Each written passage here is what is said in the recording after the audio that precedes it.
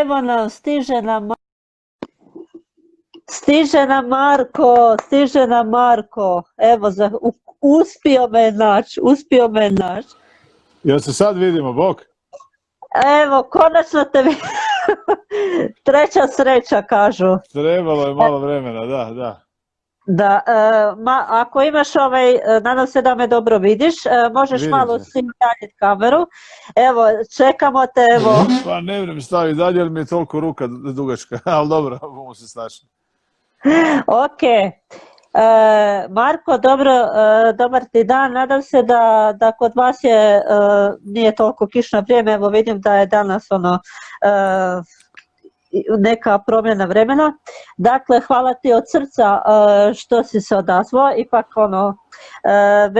velika je čast da mi je gost neko koga slušam 27 godina. Da je fino, hvala lijepa. Drago mi je da se čujemo i drago mi je da možemo reći par stvari. Evo, da, a inače ja sam češća gošća na vašim koncertima, to znaš. To znam, da.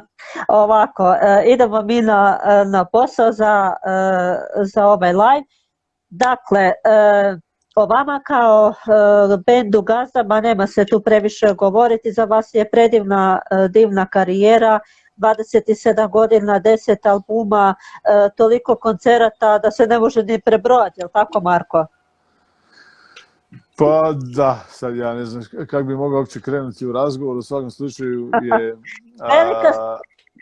slučaju je to jedno dugo razdoblje gdje smo mi počevši kao nekakvi klinci sa nekakvih 15, 16, 17 godina oformili band tamo negdje sa nekakvih 18.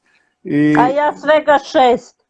Da, i onda su se krenule nizati koje kakve pjesme, krenule su se nizati brojne suradnje sa nekim autorima, prve snimke u studijima i tako dalje. Znači sad o tome bi mogli na dugo i na široko, ali je važno da, evo, već ta karijera traje 27 godina. Važno je da smo na neki način do sada snimili odnosno 10 studijskih CD-a i nekoliko kompilacija je naših izdano, 2 live CD-a, proputovali jako puno i ove godine bili već u Australiji i kroz ovih 20 i nešto godina stvarno se puno toga nakupilo. Evo. Da, za neki koji ne znaju, prije nego što ste se prozvali Gazdama, zvali ste se neki novi klinci, odnosno New Kids of the Block. Tak su nas prozvali na našoj prvoj New Kids on the Block su nas prozvali na prvoj turneji kad smo još bili za vrijeme dok smo se zvali neki novi klinci. To je bilo davne 92. godine, sa nekakvih 17 godina bili smo još na prvoj nekakvoj turneji po Americi i to je bilo jako interesantno i jako uzbudljivo. Ja mogu reći da smo nakon tog imena neki novi klinci već su nas počeli praktički prepoznavati ovako u ovim tamošnjim miljeima, no međutim to je bilo malo neozbiljno ime, tako da smo promijenili ime u Gazde i od onda smo Gazde. Ovako, čak je zanimljivost da su vas novinari prozvali Beatlesi sa tamburama. Pa jesu, da. Dali su nam taj pseudo, odnosno taj nadimak. Na početku naših tih koncerata, na tim koncertima stvarno bilo jako burno, bilo je jako puno ljudi, bilo je jako puno vrištanja, bilo je jako puno te dobre atmosfere, tako da taj naziv nije bio bez veze. Nama to baš se nije dopalo jer je to kad te neko uspoređuje s Beatlesima nije baš lako za opravdati jer zvuči malo bahato, ali evo istina da su nas mnogi novinari tada na taj način oslovljavali u medijima. Da, reci mi kao tada mladi klinac, tinejdžer, jesi se uopće zamislio u tom tamburaškom žanru? Pa ne znam, nismo mi o tome sad na taj način duboko umno razmišljali, mi smo jednostavno svirali, jednostavno voljeli smo svirati, bili smo dobra ekipa i danas smo dobra ekipa i počele su prva putovanja, počeli su neki prvi uspjesi. Ja nisam sebe nikad vidio da će ta svirka trajati cijeli život, a pogotovo ne ovako uspješno. Ja sam to vidio kao nekako privremeno zanimanje, dok si mlad, dok smo završavali tu srednju školu, nekakve prve godine faksa i tak.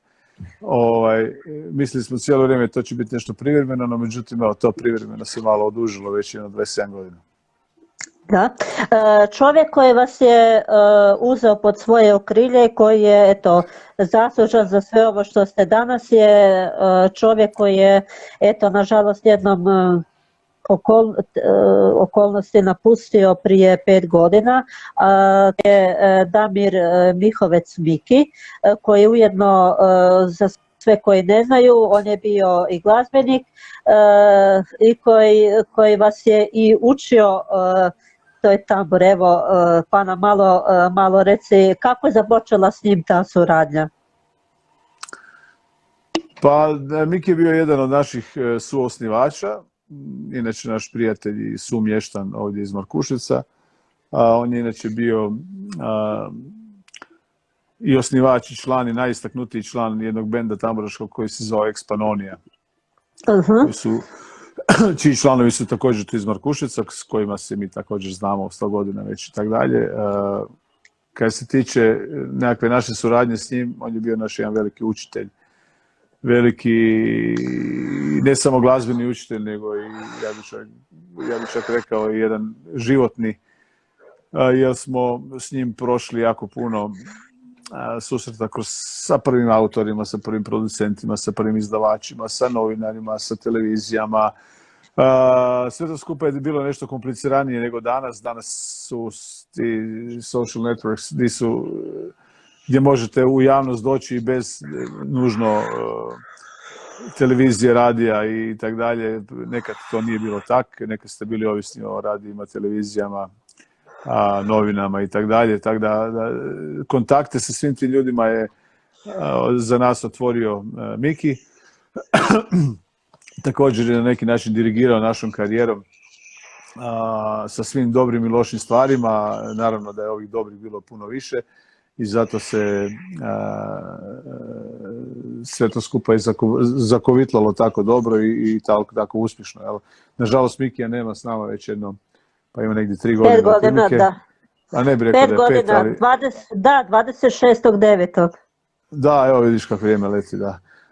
Uglavnom, njegove snimke, odnosno snimke Gazda, recimo to mogu reći, to je možda interesantno, snimke Gazda koje slušate skroz do prije tih 5 godina, sve na sebi imaju njegov prim, dakle on je za Gazde snimao prim i sudjelovao u svim aranžmanima koje smo radili i tako.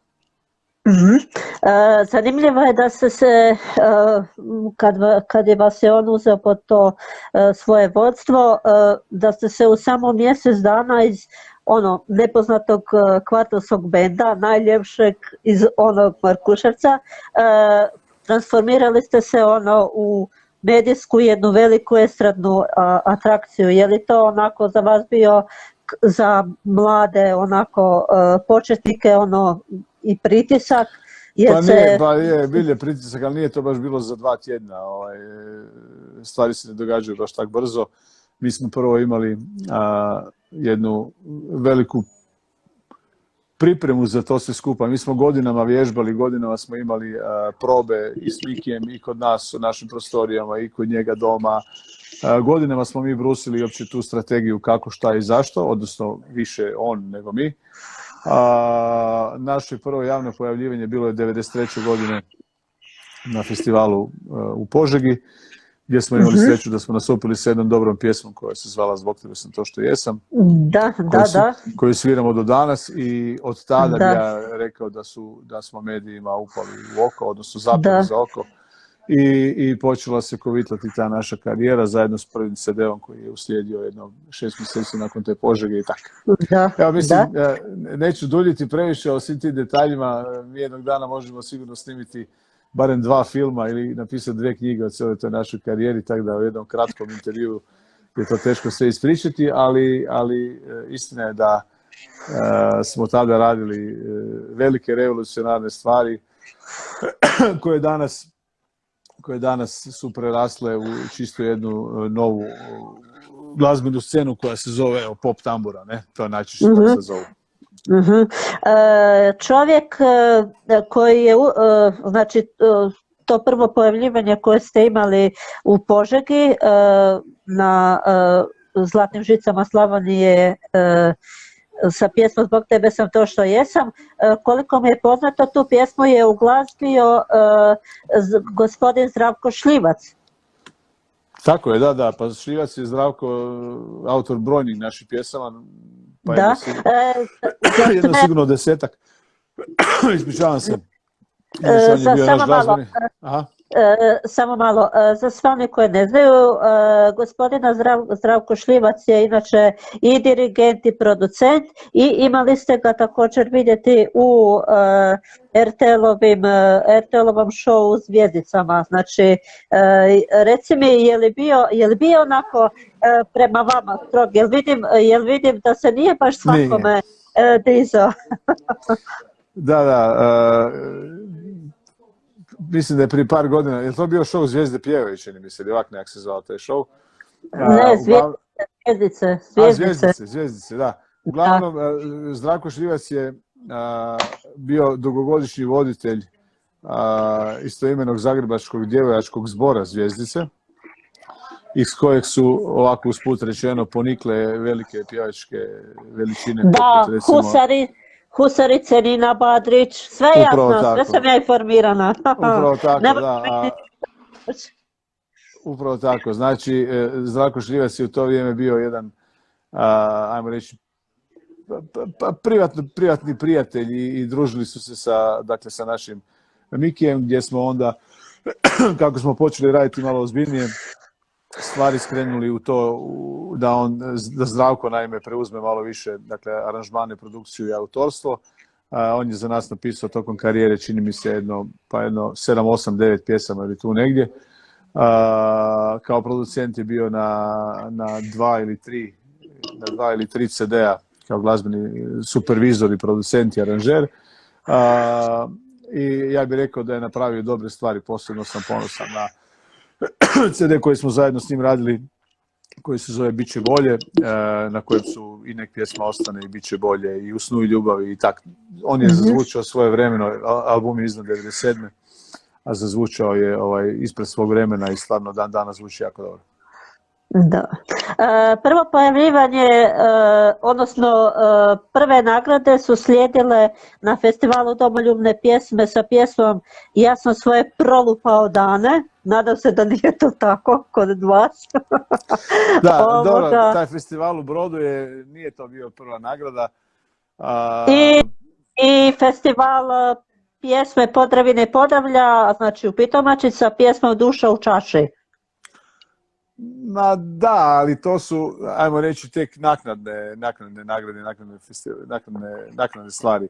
Znači su prve stvari bile da smo 1994. godine dobili nagradu u Požegi za jednu od najemitiranijih pjesama. Za Zbog tebe sam to što jesam. Naša nagrada najvažnija do sada je bila da smo 1995. godine za taj cijeli CD Zbog tebe sam to što jesam dobili Porina. Da, za najbolji album. Za najbolji album, tako je, i također od ovih nekih drugih nagrada imamo, ne znam, kasnije je bilo Večernjakova ruža, pa smo imali priliku usvojiti Zlatnu pticu od Croatia Recordsa koje su osvajali bendovi sa najviše, sa preko 100.000 prodanih albuma i tako, da. Danas su to jako velike brojke koje su nemoguće za ostvariti, ali zato prije su se ti CD-i puno više kupovali, pa onda, eto. Da. 16.4.1993. godina je, znači, važan vaš datum kada ste službeno prozvani gazdama. Znači, 27 godina ste na sceni. Reci mi, na tim počecima jeste očekivali takav uspjeh, s obzirom da su u to vrijeme bile mnoge konkurencije poput Miroslava Škore, Slavonskih Lola i drugih tamburaških bendova koji su već imali za sebe karijeru i ono najgore što je bilo ratno doba. Jeste očekivali takav uspjeh? Pa nismo mi imali neke velike očekivanja u to vrijeme. Dakle, mi smo u cijeli taj biznis ušli prilično rasterećeno, ušli smo bez nekih velikih očekivanja. Naravno da smo htjeli najbolje, htjeli smo napraviti najviše što možemo, najviše što znamo, ali nismo mi sad išli kao sa nekakvim povratnim očekivanjima šta će se točno sve od svega dogoditi. Jel? 16.4. je dan kad smo promijenili ime u Gazde i dan uz koji vežemo početak našeg djelovanja pod imenom Gazde. U to vrijeme je bila, dakle, tada najpopularniji sastav, daleko najpopularniji su bili Zlatni Dukati. Danas najbolji hrvatski tamburaši. Danas najbolji hrvatski tamburaši.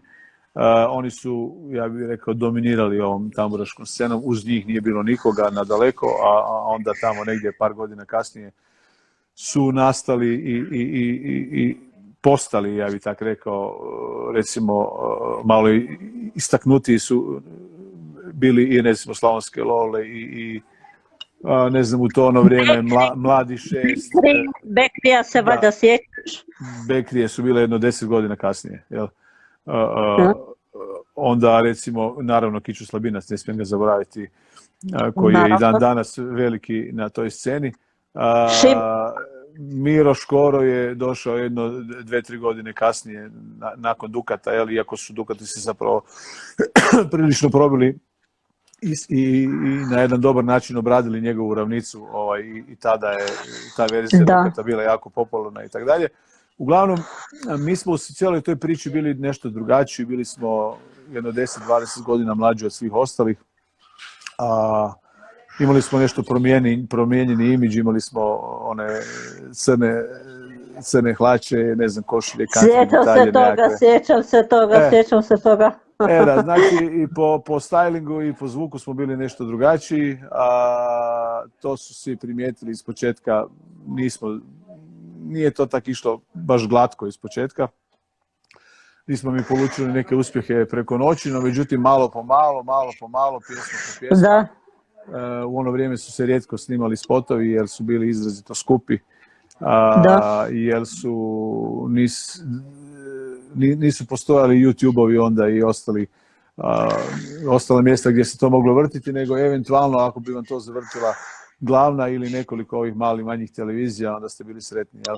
Dakle, danas je sasvim drugačije, danas pjesma bez spota uopće nije pjesma, tako da svaka pjesma mora imati spot s kojim se računa, a i publika je zahtjevnija, jer vanjska produkcija i audio i produkcija tih spotova je na jako visokom nivou, tako da dosta se stvari promijenilo, ali evo, s obzirom da mi se na neki način držimo u tome, imamo svoju izdavačku kuću, imamo svoj studio, imamo dobru ekipu profesionalaca koja radi oko nas, evo, po pitanju videa, MIB studio iz Zagreba, Hrvoje Banić po pitanju glazbene produkcije, Predrag Matrinjak, Pegi surađuje s nama, imamo svoj vlastiti studio i evo, ja sam danas i zapravo svaki dan provedem jedno 4-5 sati u studiju, što radeći, što razmišljajući o tome kako bi stvari trebale izgledati u nekakvoj budućnosti. Već kad sam to spomenuo, mogu reći da su sve pjesme dovršene, radimo nekakav, dakle pričamo o novom CD-u, sve pjesme su gotove, radimo još nekakav mali glanc. Imali smo tu nezgodu sa potresom koji nas je malo bacio u rikverc jedno 20 dana, tako da smo se sad malo preustrojili i taj CD će biti, jedno što sad baš nije neko vrijeme za izdavati CD, jer za vrijeme ovakve pandemije, korone, nikome nije do glazbe, niko o tome baš ne razmišlja, zato ćemo to sada pripremiti do kraja maksimalno dobro i čim se stvari oko te korone malo splasnu, onda ćemo nastaviti sa promocijom tih novih pjesama. Evo, još ću dodati da ovih dana se objavljuje na našem YouTube kanalu sve više tih naših pjesama. Mislim da su već 4 CD-a objavljena od ukupno 10 koliko ih ima. i plus ove 2-3 kompilacije. Dakle, svih jedno 13 albuma, 13 izdanja će uskoro biti objavljeno na YouTube kanalu, tako da će ljudi u ovo vrijeme kad nas ne mogu gledati po terenu moći bar slušati naše pjesme. I meni je zgodno došlo jer sam se prisjetio jako velikog broja tih starih pjesama. Da, lijepa su to bila vremena. Ovako, Mario, pozdravljamo Marija Krkija, postavio je jedan članak gdje piše znači rekordna prodaja Gazda, znači to je članak iz 7.9.97. znači uoči utakmice Croatia i Newcastle gdje se vi imali promotivni koncert Bit će bolje i prodali znači u prvom tjednu 4000 kaseta, znači ono što je tada izjavio Ante Glibata koji je bio glavni u Croatia Recordsu. Jeste očekivali takav bum? Pa u to vrijeme su se naši CD-i, rekao sam već, jako puno prodavali, iako Bit će bolje CD je jedan od najlošijih prodanih CD-a od nas. Evo, pridružite jedna gospodična s kojom se opjeva jedan jako je lijepi duet, a ide ovako: kad se jutrom... Vjekica Vah, Bog vijeka, pozdravite. Da, znači, po pitanju tih CD-a, ja bih rekao da, jesmo, svirali smo prije utakmice nekoliko pjesama, mislim da se radilo o 3-4 pjesme, onako čisto pro forme.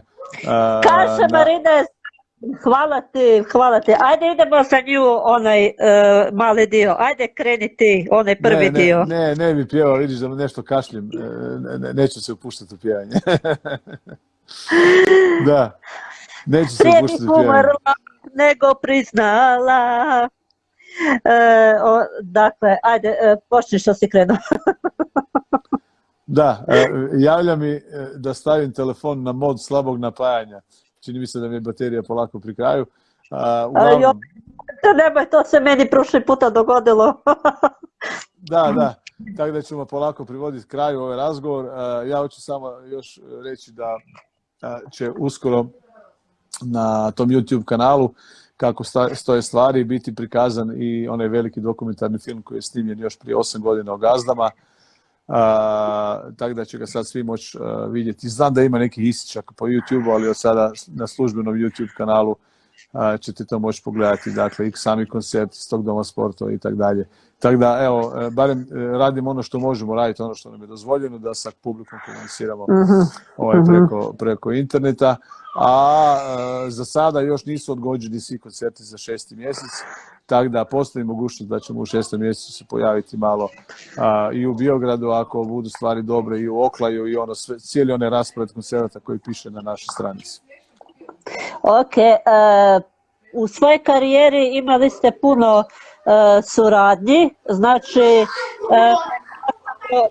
su i Miroslav Ruž, Vladan Kočić Zec, Antonija Šola, Željko Kruška i Ivan Zak, s kojim su izašli mnogi hitovi. Pa evo za kraj, da privedemo ovoga kraju, imam samo par pitanja na koje ćeš mi onako kratko odgovoriti. Evo, od albuma koje ste izdali, koji ti je najdraži? Live iz Doma sportova. Ovaj zadnji, povodom 20. godišnjice benda. Evo, kruna. Naravno, bila sam na tom koncertu, krema kakve nema. Kroz karijeru putujete izvan Hrvatske. Gdje ti je bilo najljepše? Ne znam. Najljepše mi je bilo u Americi kad smo bili još 92. Tada je Amerika izgledala sasvim drugačije nego Hrvatska. Danas u Hrvatskoj već imate sve ove stvari koje imate i vani, tako da danas otići u, ne znam, u nekakav Berlin ili u Chicago ili u Sydney nećete vidjeti niš puno toga novoga u smislu standarda, ali 92. Nije u Hrvatskoj bilo ni puno restorana, ni birceva, ni shopping centara, ni pune ulice auta, niti uopće tak dobrih auta kao što ih danas ima. Tako da je 92. kad smo bili ko klinci u Americi to bio najviši kulturološki šok kad smo vidjeli kako to izgleda, a danas bi ja rekao da je Hrvatska napredovala stvarno puta 50, tako da je danas u Hrvatskoj prilično sličnije nego onda, 92. Ja. Ajmo treće pitanje. Tko vam predlaže ideje za styling? Pa sami to radimo. Ok. Koji su ti bili glazbeni uzori kao u mladosti? Pa ja nisam slušao domaću glazbu baš, ja sam slušao više, evo mogu se sjetiti svoje neke fonoteke. Imao sam recimo jednu ploču od Đorđa Balaševića, imao sam jednu ploču od Jenny Joplin, imao sam cijeli set ploča od Dire Straitsa, od Mark Knopflera, imao sam dosta izdanja od Elvis Presleya, imao sam presnimljeni, tad su se stvari presnimavale na kazete, dakle nismo mogli downloadati ili streamati ništa, ali imao sam jednu fonoteku, dosta country glazbe, ja sam od uvijek to volio i danas mislim da je to najkvalitetnija glazba, barem po pitanju zvuka i produkcije. I tako da, bio sam naslušan sasvim drugačije glazbe kao klinac, to smo pretočili, ja bih rekao, i ovaj način kao što sviramo, tako da svi kažu da se to pomalo čuje i na nekim našim snimkama. Ok. Koji ti je omiljen duet s kojim ste imali? Svjekoslavom Bak. Ne, evo, malo mi prekida već ta baterija, ali dobro, bude izdržavanje. Evo, čujem te.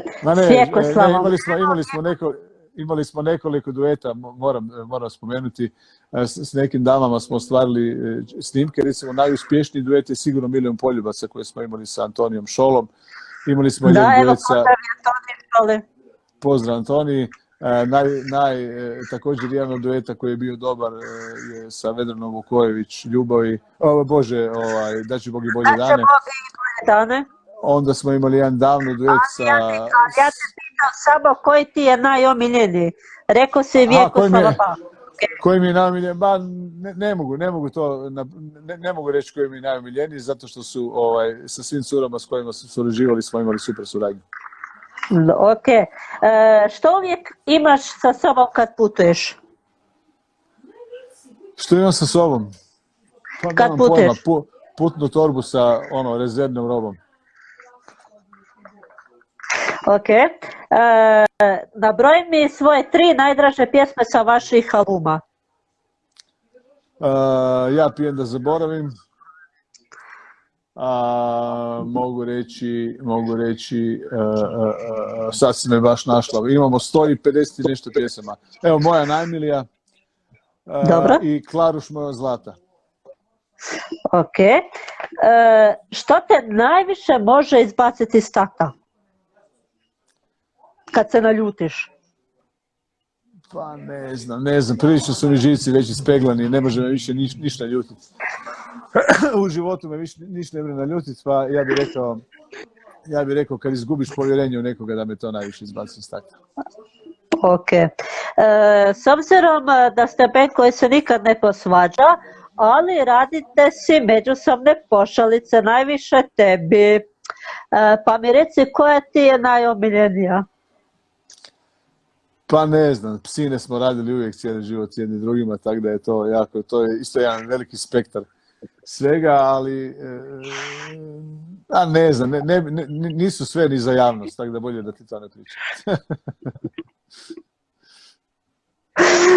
Da, ja sam čula jednu sa čarapama. Da, u redu, to su mi dečki pred sami nastup, 5 minuta prije nastupa razrezali čarape, tako da mi je pred organizatorima sam oblačio, tad sam imao još čižme, s bosom nogom u čižme, jer su mi potrgali čarape i to su svi lijepo gledali i pljeskali i to je bila zabava za sve osim za mene. Da. Dakle, s obzirom na iskustvo, sada ste i sami autori. Evo, prije par mjeseci izašla je pjesma Vrati mi želju za životom, koju glazbu potpisuje Dačo, koliko sam upućena. Da, glazbu, tekst i glazbu, da, Vrati mi želju za životom je radio Dačo. i Predrag Martinjak i naravno Dakle, tvoja... Damir Popović je radio tekst i glazbu, aranžman smo radili svi trojica, dakle Dačo, Pegi Martinjak i ja. U spotu koji je snimljen, znači spot je snimio Hrvoje Banić, MIP studio iz Zagreba, a pojavljuje se i jedna ženska osoba, odnosno da kažem uloga. Dakle, riječ je o Sari Ugrinić, jedna vrsna plesačica, a evo i model čini se, koja je uljepšala cijeli spot. Spot je snimljen u Ozlju. Spot je snimljen dijelom u Ozlju, dijelom sa zagorske strane Sljemena. Smo snimali malo i tak, zgodno je ispal, vidim da se dosta vrti, bio je prikazan više put na televiziji. Pjesma je jako ovako fina, sjetna, mirna i mislim da je lijepo uspjela.